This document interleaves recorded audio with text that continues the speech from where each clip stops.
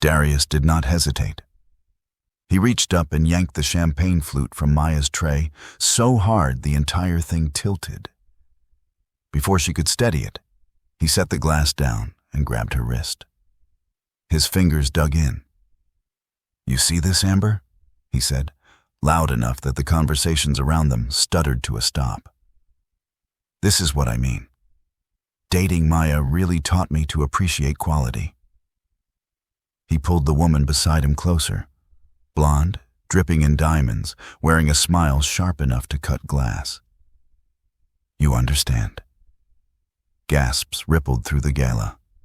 Maya stood frozen in her black and white catering uniform, her heart pounding as the man she loved shattered her in front of 200 of Atlanta's elite. Phones slowly rose, camera flashes sparked like lightning, whispers spread like wildfire. Across the ballroom, a man in a midnight blue tuxedo watched it all. Tall, broad-shouldered, his dark eyes stayed locked on Maya, calm and focused, as if he'd been expecting this exact moment. Darius released Maya's wrist and turned away, already laughing with Amber about something else. Maya's vision blurred. The tray trembled in her hands. She was seconds from running, from the gala, from the humiliation, from every person in this room who'd just witnessed her become invisible all over again. She was almost to the service entrance when a firm hand caught her elbow. "Don't," the man in the tuxedo said quietly. His voice was low, controlled. "Don't run." Maya tried to pull free, but his grip, though gentle, held firm. "Let me go," she said, her voice breaking on the words. I need to." "No, you don't," the man said. And there was a certainty in his tone that cut through the panic, threatening to drown her. "You don't need to hide from a man who just humiliated you in front of everyone who matters in this city. You don't need to let him make you disappear. You need to let him see what he just lost." "Who are you?" Maya demanded, her voice rising with hysteria and something else, anger maybe or desperation. "Why are you stopping me?" The man didn't answer. Instead, he released her elbow and turned to face the ballroom. The entire gala was watching them now, their faces a blur of shock and curiosity and poorly concealed excitement at the drama unfolding before them. Crystal chandeliers cast fractured light across marble floors. A string quartet had gone silent. The man walked past Maya, and moving with the kind of fluid confidence that made people instinctively step aside. He walked straight toward Darius and Amber, who were still laughing, completely unaware. Maya found herself following him, drawn along in his wake like she had no choice in the matter. He stopped directly in front of Darius. Up close, Maya could see the perfectly tailored suit, the expensive watch catching the light, the way he stood like he owned not just the room, but the entire building. Because he did. "Darius Miller," the man said, and his voice carried across the ballroom without him having to raise it. "I don't believe we've been introduced." Darius turned, his smile faltering. "I'm sorry, do I?" "No." The man cut him off smoothly. "But I know who you are. You're the man who just made the worst mistake of his life." Darius's face went from confused to defensive. "Excuse me?" The man glanced back at Maya, who stood frozen with her empty tray still clutched in white-knuckled hands. When he looked back at Darius, something in his expression had changed. Gone was the polite businessman. What remained was something colder, more dangerous. "You just humiliated a woman in public to impress." He glanced at Amber with barely concealed distaste. "Her, in my hotel, at my gala. And now you're going to apologize." "Your hotel?" Darius's voice went up an octave. Recognition finally dawned. "Wait, you're Marcus Ashford." "I am." Marcus Ashford, heir to the Ashford Hotel empire, billionaire, and, based on the way every person in the room was now staring, the most powerful man in Atlanta. It took a single step forward. Darius took 2 steps back. "And you're going to apologize to Maya Thompson. Right now. In front of everyone." The ballroom held its breath. Phones were recording now, dozens of them, capturing every second. Amber had gone very still, her diamond-crusted fingers sliding off Darius's arm. Darius started. "Now," Marcus said, and it wasn't a request. Darius's face flushed red, then white. He turned to Maya, and she saw something she'd never seen before. Fear. "Maya, I'm sorry, I didn't mean—" "Yes, you did." Maya's voice surprised her with its steadiness. The trembling had stopped. The panic had crystallized into something sharper. "You meant every word." Marcus turned then, and for the first time, he looked at Maya directly. Really looked at her. Now his dark eyes held hers with an intensity that made her breath catch. "You deserve better than an apology from him," he said, quiet enough that only she could hear. "You deserve better than all of this." Before she could respond, he turned back to the ballroom. The crowd pressed closer, eager to see what would happen next. "Ladies and gentlemen," Marcus said, his voice carrying effortlessly, "I apologize for the disruption. Please, enjoy the rest of your evening." He glanced at Darius one last time.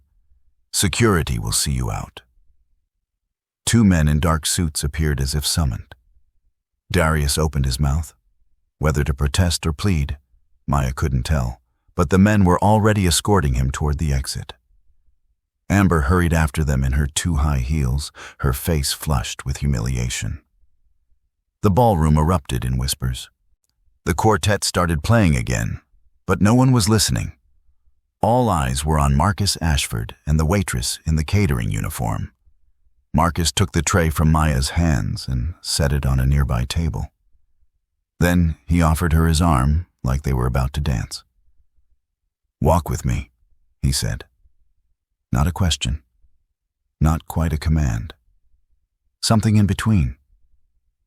Maya stared at his arm, at the expensive fabric, at the watch that probably cost more than her car.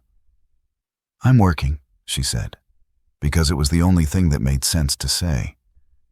"Not anymore." Marcus tilted his head slightly. "Consider the rest of your shift handled." "I can't just—" "You can." His dark eyes found hers again. "Trust me." And against every instinct screaming at her to run, to hide, to get as far away from this disaster as possible, Maya placed her hand on his arm. Now the fabric was soft. His arm beneath it was solid, steady. They walked together through the parting crowd, past the staring faces and the whispered speculation, past the cameras and the crystal and the inherited wealth. Maya's cheap work shoes were silent on the marble. Marcus's Italian leather barely made a sound. He led her through a door she'd never noticed before, down a hallway lined with art she'd never been allowed to stop and admire, into an elevator that required a key card to operate. The door slid shut, and suddenly they were alone. The sounds of the gala faded to nothing. "What are you doing?" Maya finally asked, her voice small in the elevator's polished interior. Marcus pressed a button. The elevator began to rise. "Fixing a problem." "I'm not your problem to fix." "No," he agreed. "You're not. But I have a proposition for you." He turned to face her fully. "And I think you're going to want to hear it." The elevator climbed higher. Maya's reflection stared back at her from the mirrored walls. Her hair falling out of its bun, her uniform wrinkled, her eyes red from unshed tears. Next to her, Marcus Ashford looked like he'd stepped out of a magazine. They couldn't have been more different. "A proposition," Maya repeated flatly. "A business proposition." The elevator slowed. How much do you need? What? The doors opened onto a floor Maya had never seen before. A private floor. Marcus stepped out, then turned back to her. How much do you need? He asked again, his dark eyes unreadable. To pay your mother's medical bills. To go to culinary school. To stop working 3 jobs just to survive. How much would it take to give you the life you actually want? Maya's mouth went dry. I make it my business to know things. Marcus held out his hand. Come upstairs. Let me explain. And then you can decide if you're interested. Maya looked at his outstretched hand, at the elevator behind her that could take her back down to her old life, at the hallway ahead that led to, what? A trap? An opportunity? A nightmare disguised as a dream? I don't even know you, she whispered. I know. Marcus's hand didn't waver. But I know you, Maya Thompson. I've watched you work this hotel for 2 years. I've seen how you smile at guests who don't see you. How you hold your head high even when people treat you like furniture. How you stay late to help other staff even when you're exhausted. And I know you're better than Darius Miller ever deserved. And I know you're worth more than you've ever been paid. The words hung in the air between them. The elevator doors started to close. Maya's hand shot out, stopping them. What kind of proposition? She asked. Marcus smiled then. It was the first real expression she'd seen on his face. The kind that changes everything, he said. For both of us. Maya took his hand. The elevator doors closed behind her. And in that moment, with her world still spinning from humiliation and her future suddenly, impossibly uncertain, Maya Thompson made a choice. Not because she had no other options, not because Marcus Ashford was rich and powerful and offering her a way out, but because for the first time in her life, someone saw her, really saw her, and asked what she wanted. Yet the answer to that question would change both their lives forever. In Marcus Ashford's private office, floor-to-ceiling windows overlooked the city lights of Atlanta. Maya stood in the center of the room, still in her catering uniform, while the man who'd just offended her poured 2 glasses of water from a crystal decanter. Sit, he said, gesturing to a leather chair that probably cost more than her rent. Maya didn't sit. What do you want from me? Marcus set down both glasses. He studied her for a long moment, and Maya forced herself not to look away, not to make herself smaller the way she'd learned to do in rooms full of wealthy people who looked through her like glass. I need a fiancé, Marcus said finally. You need money. I'm proposing we help each other. Maya's laugh came out sharp and bitter. You're joking. I don't joke about business. Marcus leaned against his desk. My uncle is trying to force me out of the company. The board thinks I'm unstable after my divorce. They want proof I can commit to something, someone. 6 months of a committed relationship, and I keep my voting shares. 6 months, and the company stays mine. And you want me to... what? Pretend to be your girlfriend? Fiancé, he corrected. More believable, more permanent looking. Maya shook her head. This is insane. Is it? Marcus picked up one of the water glasses and took a sip. Your mother needs specialized treatment for her diabetes complications. Treatment that costs approximately $40,000 that you don't have. You're trying to save money for culinary school. But between your mother's bills and your own rent, you're drowning. But you work 3 jobs and you're still barely surviving. Am I wrong? Heat flooded Maya's face. How do you... I told you. I make it my business to know. Marcus set down the glass. I'm offering you a solution. $50,000 up front. $200,000 at the end of 6 months. All your expenses paid while you're living with me. Your mother's treatment covered. Culinary school tuition paid in full. The numbers hit Maya like physical blows. That much money would change everything. Everything. "What's the catch?" she asked, her voice barely above a whisper. 6 months of your life, Marcus said. You move into my penthouse. You attend events as my fiancé. You convince everyone it's real. When the board vote is over, we end the engagement quietly, and you walk away with enough money to start fresh. That's the catch. Maya's mind raced. This was crazy. Impossible. The kind of thing that only happened in movies. "Why me?" she asked. "You could have anyone. Any woman in that ballroom downstairs would." "I don't want any woman in that ballroom." Marcus straightened, and something in his posture changed. "I want someone who won't actually fall in love with me. Someone who understands this is business. Someone who needs the money too much to complicate things with feelings." "You fit every requirement." The words should have stung. Instead, they felt honest, transactional, safe in a strange way. "I need to think about it," Maya said. "Of course." Marcus walked to his desk and pulled out a folder. "This is a draft contract. Take it, read it, have a lawyer review it if you want. I'll give you 48 hours to decide."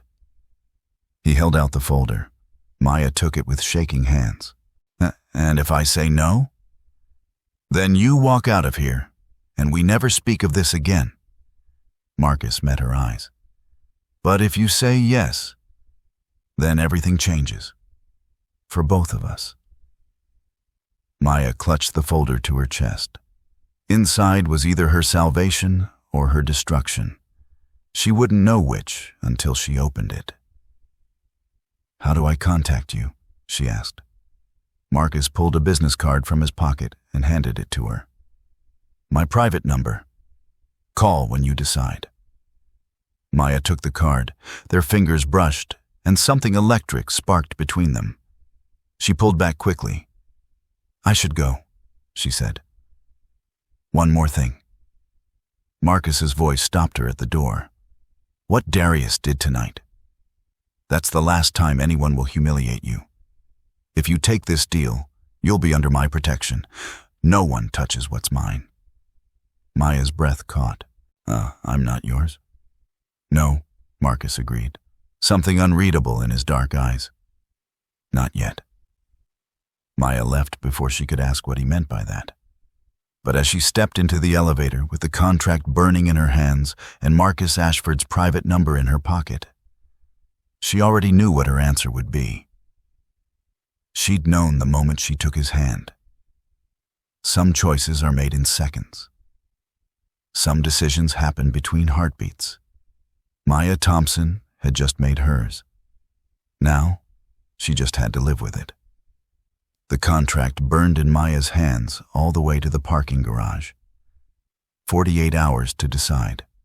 48 hours to choose between pride and her mother's life. She sat in her 15-year-old Honda and stared at the folder. Marcus Ashford's private number clipped to the front. One call. That's all it would take. Her phone buzzed. Kennedy. 3 missed calls. "Girl, where are you?" Kennedy's voice exploded through the speaker. "Everyone's talking about what happened. Can you meet me at Grady Memorial? I need to see my mama." "I'm already here. Night shift, remember?" Her mother was sleeping when Maya arrived, machines beeping their steady rhythm. Grace Thompson looked smaller than last week. The dialysis was taking more out of her each time. Kennedy pulled Maya into the hallway. "Talk." Maya told her everything. The humiliation, Marcus, the proposition, the contract in her purse. $250,000, Kennedy whispered. "That's life-changing." By pretending to be his fiancée, by lying to everyone, by playing a part for 6 months. Kennedy's eyes were fierce. You've been playing parts your whole life, smiling at people who look through you, being grateful for scraps. This time you get paid what you're worth. Maya looked through the window at her mother. The IV lines, the monitors, the slow deterioration of a woman who'd worked 3 jobs to raise Maya alone. She pulled out her phone. Marcus answered on the first ring. Have you decided? I have conditions.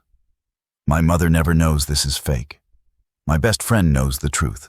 I won't lie to her. And I keep my job until the money clears. Agreed. Anything else? I'm not your property. I'm your business partner. A pause. Then something that might have been respect. Agreed. My office tomorrow morning, 10 a.m. We'll finalize everything. Tomorrow's Saturday. I work a double. Not anymore. I'm having your shifts covered. Don't be late. He hung up before she could argue. Kennedy grinned. You just negotiated with a billionaire. I just sold 6 months of my life. No. Kennedy pulled her into a hug. You bought your future back. Maya wondered why it felt like both. Saturday morning, Maya signed the contract while Marcus's lawyers watched. The pen felt too heavy, her signature too small. First payment clears Monday, Marcus said, sliding a black card across the desk. Your mother's treatment starts Tuesday. Maya stared at the card, her name in silver. Maya Thompson, soon to be Maya Ashford. Except not really. She visited her mother that afternoon. Grace was sitting up, stronger already with the new medication. Baby, how did you afford this? Maya had practiced the lie. I got a loan, a good one. Maya, Mama, let me take care of you for once. She squeezed her mother's hand. It's my turn. Grace's eyes filled. I'm so proud of you. The words carved into Maya's chest. Lying to the woman who'd never lied to her. Kennedy helped her pack Sunday morning, shoving Maya's life into 2 suitcases. You own like 3 nice outfits, Kennedy said. What do I need nice clothes for? You're about to be a billionaire's fiancé. Kennedy threw a dress in. You need everything. Maya looked around her studio, cramped, leaking, but hers. I'm terrified. Kennedy pulled her close. Then be terrified in a penthouse. Be terrified with your mama getting treatment. She pulled back, fierce. Don't be terrified here, staying small because it's safe. Across the city, Marcus stood in his penthouse, staring at the guest bedroom. Second thoughts? Diane asked. Strategic concerns. She's not Nicole. Diane straightened flowers on the dresser. This girl works 3 jobs. Takes care of her mama. She didn't come looking for you. She came for my money.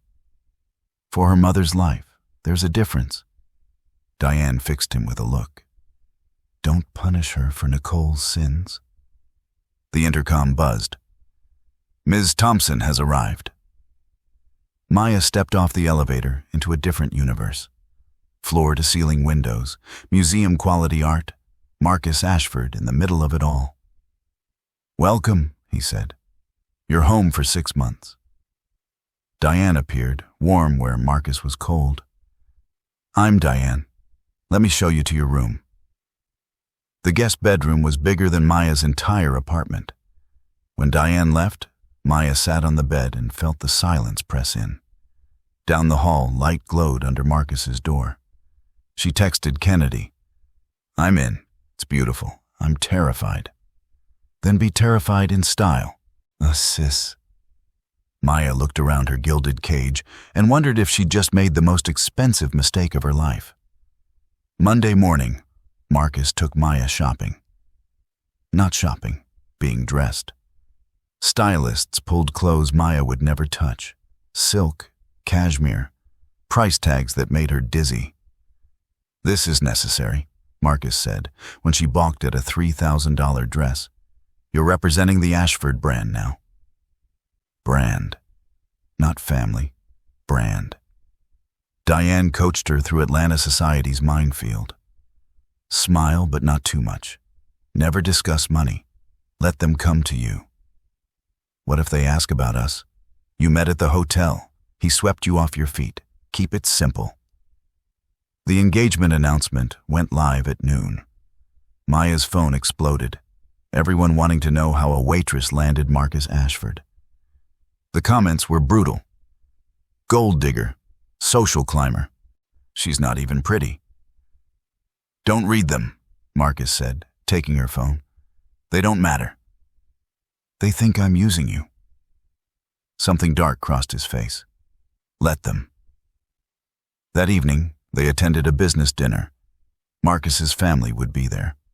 Catherine Ashford was ice in human form. How lovely. Marcus, you didn't mention she was so unexpected. Uncle Gerald was worse. 6 months ago you were serving drinks. Now you're engaged to the heir. Quite a promotion. Quite a woman, Marcus cut in, his hand finding Maya's waist. Possessive. My fiancée. I expect her treated as such. Only Janelle, Marcus's younger sister, offered warmth. Ignore them. You're prettier than his ex-wife anyway. The dinner was performance. Maya smiled until her face hurt. Let Marcus touch her. Hand on her back, fingers intertwined, all for show. At each touch felt like a brand. You did well, Marcus said in the car. I'm a good actress. Yes, you are. Back at the penthouse, Maya escaped to her room. Down the hall, Marcus's light stayed on. Working, always in control. She looked at herself in the mirror, designer dress, professional makeup, styled hair, and didn't recognize the woman staring back. For the first time since signing the contract, Maya wondered if money could buy her back when this was over. The first month passed in performances, breakfasts where they barely spoke, galas where they played perfect, cameras always watching. Maya discovered Marcus woke at 5 a.m. One sleepless morning, she found him in the kitchen, already suited, reading financial reports. You're up early. Couldn't sleep. She moved to the coffee maker. Do you ever relax? Relaxing is how you lose everything. She studied him. Dark circles, tension in every line. Or working yourself to death is. What matters besides work? Maya didn't answer. She pulled ingredients from the fridge. Eggs, butter, herbs. What are you doing? Cooking. It's what I do when I can't sleep. He watched her work. Slowly, his shoulders eased. When she slid the omelet across, he stared at it. When's the last time someone cooked for you? I have a chef? Not what I asked. Marcus took a bite. My father used to make breakfast before he died. How old were you? 12? My mother was already working 18-hour days to keep the business. I learned young. Nothing comes without a cost. Is that why you don't trust anyone? His eyes met hers, sharp, guarded. I trust people to act in self-interest. It's reliable. Then you must really trust me. My self-interest is obvious. Yes, it is. That's why this works. But the way he looked at her said something else entirely. At a charity gala that week, his hand on her waist felt less foreign. When he leaned in to whisper about an approaching board member, Maya caught herself leaning back. The cameras loved it. Later, Kennedy called. You two look good together. Too good. You catching feelings? It's just acting. Keep telling yourself that. Maya thought about his hand, his touch lingering. The almost kiss when he'd helped with her necklace and their faces had been inches apart. This is just business, she said. Then why do you sound like you're trying to convince yourself? That night, Maya stood at her window watching city lights. Down the hall, Marcus's door stayed open. Still working. She wondered when pretending had started feeling real. Sunday dinner at her mother's house felt different. Maya arrived in a car worth more than the block. Marcus came in jeans, trying to blend. It didn't work. Her uncle Jerome studied Marcus like a problem. "So you're the billionaire." "I'm Marcus." He offered his hand. Dinner was tense until Marcus asked Jerome about construction. Really asked. Listened. By dessert, they were deep in conversation. Maya's nephew showed Marcus basketball cards. Marcus sat on the floor and talked stats like it mattered. When her mother served sweet tea, Marcus smiled. "My father made tea like this." Grace softened. Where was he from? Alabama. Worked construction before the business. Marcus looked at Maya. "Your daughter reminds me of him. Same determination." The walls crumbled. Thus, in the car after, Marcus was quiet. "You didn't have to pretend to like them," Maya said. "I wasn't pretending." "Your family loves you. My mother barely speaks to me unless it's business." "Your uncle built something with his hands. My grandfather exploited men like him." He paused. "I know which is more honorable." Maya saw past the billionaire, saw the boy who'd lost his father. "You're not what I expected." "Neither are you." That week, she accompanied him to a board meeting. Uncle Gerald ambushed Marcus with projections. Maya stepped in with insights from her economics degree, finished while working 3 jobs. Gerald's eyes narrowed. Marcus's hand found hers under the table. At a gala that night, Marcus's ex-wife appeared. Nicole, blonde, cruel. "The waitress," Nicole purred. "How quaint." "My fiancé," Marcus corrected, and ice in every word. Later, Nicole cornered Maya. "He'll get bored. He always does." When they got home, Maya confronted him. "How many women have there been?" Marcus met her eyes. "Many. But none of them were you." He kissed her then. No cameras, no performance. Maya kissed him back and forgot why this was supposed to be fake. 2 months in, they'd stopped pretending. Maya started culinary school. Marcus showed up her first day, watching from the back.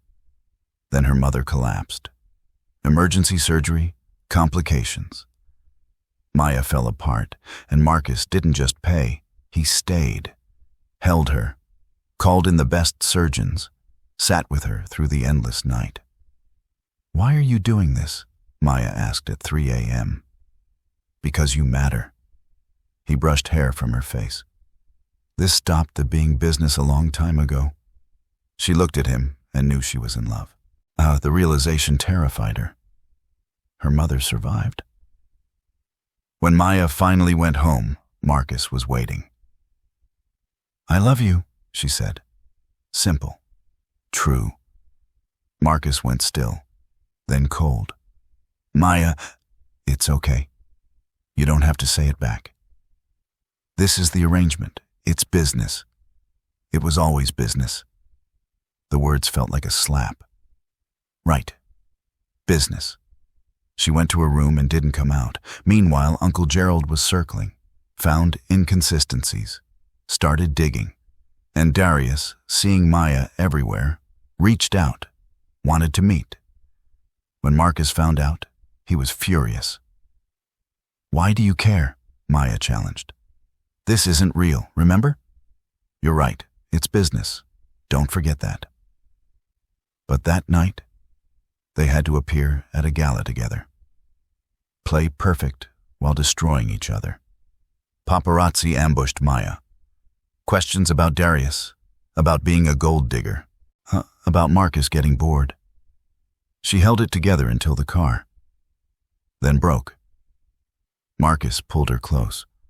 "I'm sorry, I didn't mean." "Then what did you mean?" She pulled back. "Tell me this is real." He stared, opened his mouth, closed it. The silence was answer enough. Maya went to her room alone. 4 months into 6. The countdown felt like a death sentence. She was in love with a man who'd paid for her heart and didn't want it. Uncle Gerald found the contract. A staff member he'd paid off leaked it. Proof Marcus had been deceiving the board about his committed relationship. Gerald planned to reveal it at the next meeting, destroy Marcus's credibility, take the company. Marcus made a calculated decision, have his lawyers spin it. Say the arrangement started practical, but became real. Which was true, but he didn't tell Maya. Darius escalated too. Met with tabloid journalists. Threatened to expose Maya's real background. Paint her as a gold digger who trapped Marcus. Marcus's team found out. Marcus paid Darius off to stay quiet. When Maya discovered the payoff, she exploded. You think you can buy your way out of everything?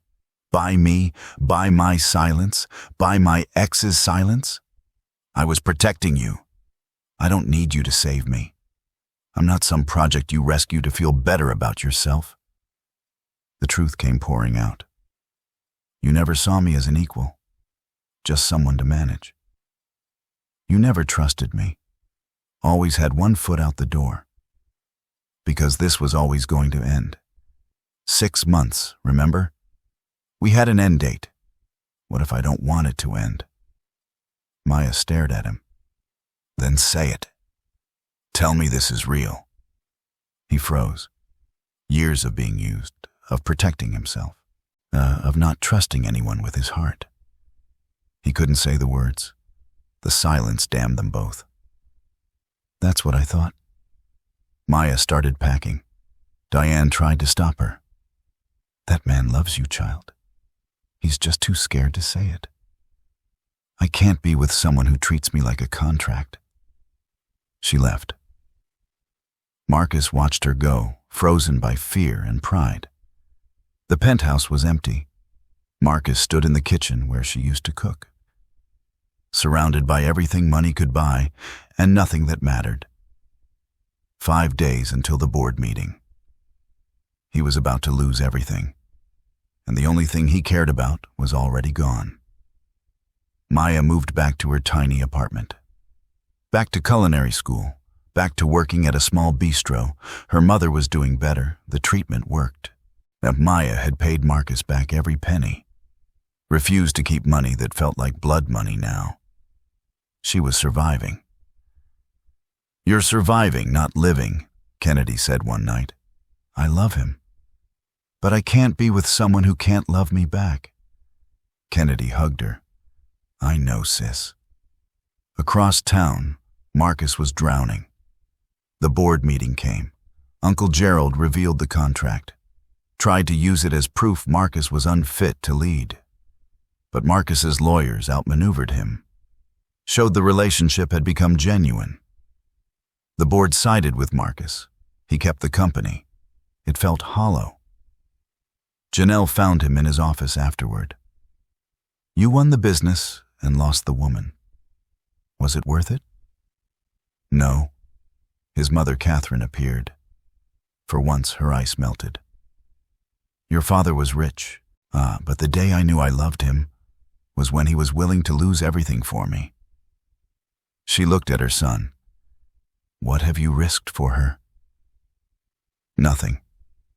He'd risked nothing, protected himself while asking her to risk everything.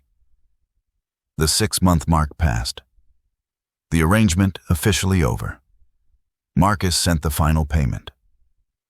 Maya sent it back with a note. I don't want your money. I never did. He stared at that note for hours. Diane found him. So what are you going to do? What if it's too late? Then you'll know. But right now you're choosing cowardice over love. And that's not the man your grandfather raised. Marcus looked at the note. At the evidence that she'd never wanted his money. Only him. He'd been so afraid of being used, he'd pushed away the one person who saw him. He made a decision. Not a business decision. A heart decision. Must clear my schedule, he told his assistant. Find out where Maya Thompson will be tomorrow night." This time, he wasn't negotiating. He was begging. Maya's culinary school showcase. Students presenting to investors. When her turn came, Maya presented her grandmother's recipe. Elevated, perfect. The crowd loved it. Then Marcus stepped forward. Maya's smile dropped.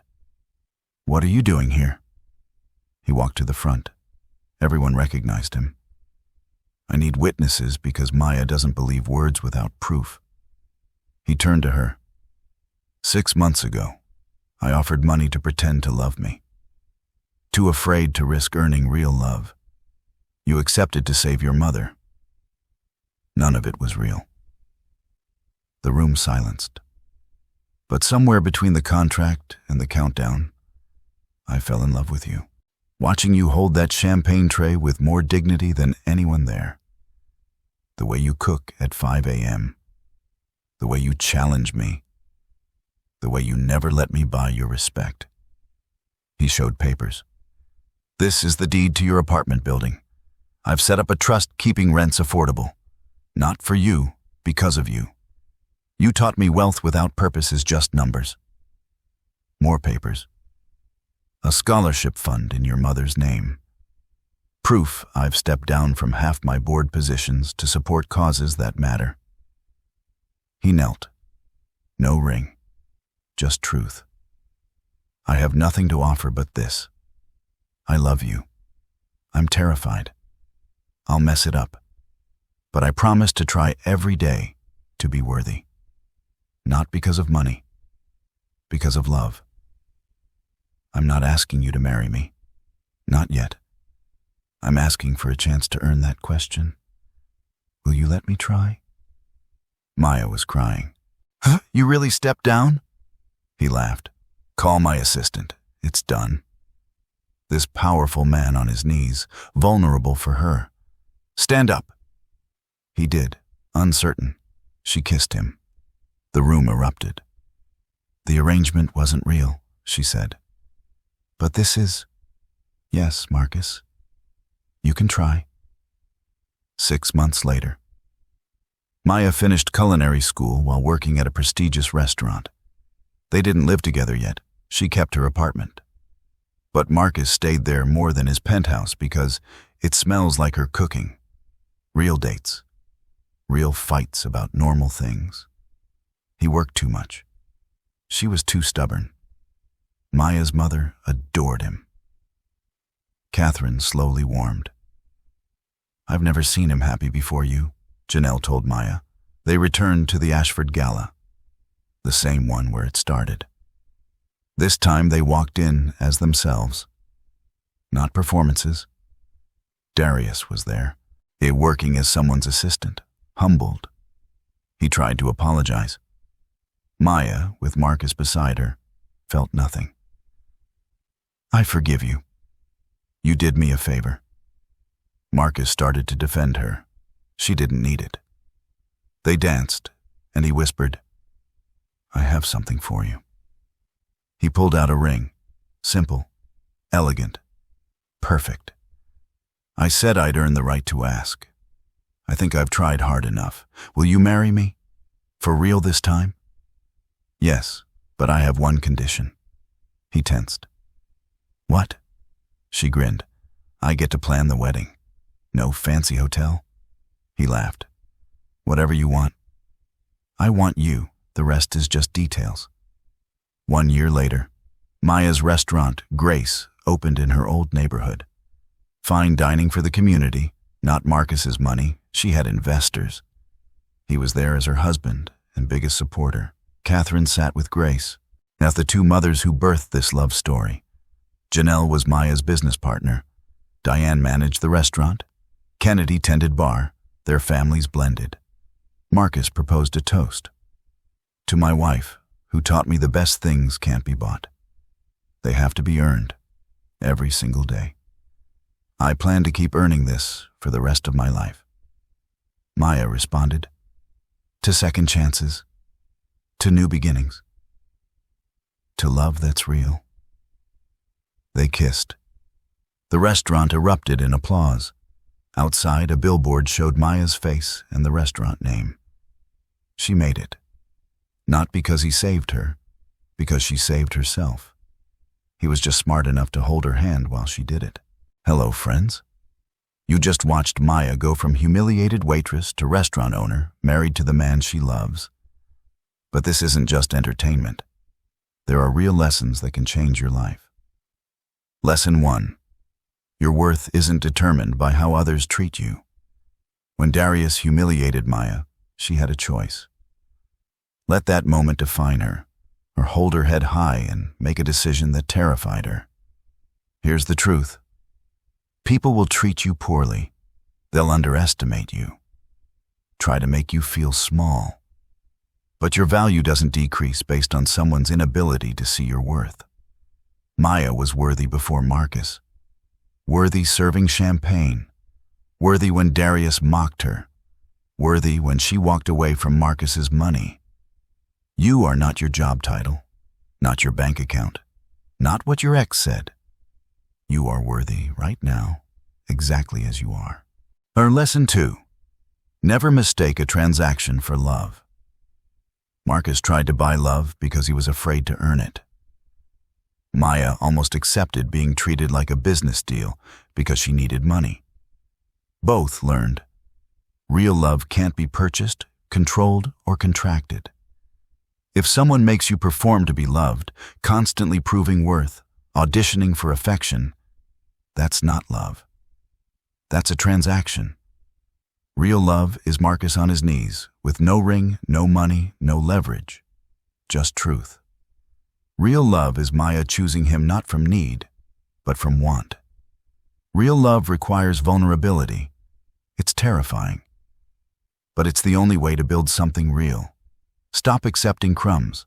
Stop performing for love. Be yourself, messy, imperfect, real, and wait for someone who loves that version. Lesson 3. Save yourself first. Then let someone walk beside you. The most important moment isn't when Marcus saves Maya at the gala. It's when Maya saves herself. She goes to school, works at the bistro, pays him back, builds her restaurant with her own investors, proves to herself she never needed him to succeed. Only then, whole on her own, is she ready for real love. Too many wait for someone to rescue them, fix their problems, make them complete.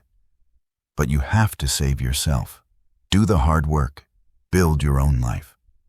Then, standing on solid ground, invite someone to stand beside you. Marcus didn't save Maya. He gave an opportunity. But Maya saved Maya. That's why their love story worked. Stop waiting for your billionaire. Stop waiting for someone to see your worth and hand you dreams. Go build them yourself. The most attractive thing you can be? Someone who doesn't need saving. Someone who's already saved themselves and is looking for a partner to share the adventure.